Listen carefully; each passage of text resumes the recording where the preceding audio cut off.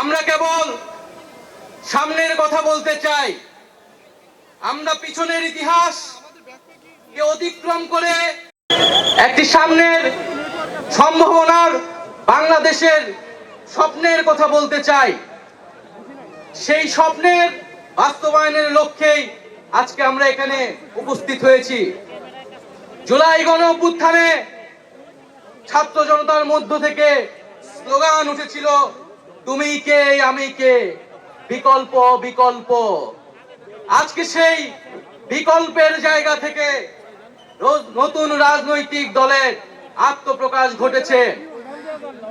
আমরা মনে করি বাংলাদেশে যে বিভাজনের রাজনীতি তৈরি করে বাংলাদেশের জনগণকে দুর্বল করে রেখে রাষ্ট্রকে দুর্বল করে রাখার যে ষড়যন্ত্র তৈরি হয়েছিল, সেই ষড়যন্ত্র আমরা জুলাই গণ অভ্যুত্থানে সকলের ঐক্যের মাধ্যমে ভেঙে দিয়েছি।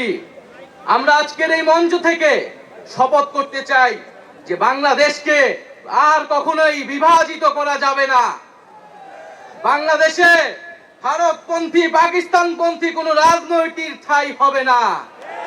আমরা বাংলাদেশকে সামনে রেখে, বাংলাদেশের জনগণের স্বার্থকে সামনে রেখে সকলে ঐক্যবদ্ধভাবে রাজনীতি এবং রাষ্ট্র বিনির্মাণ করব।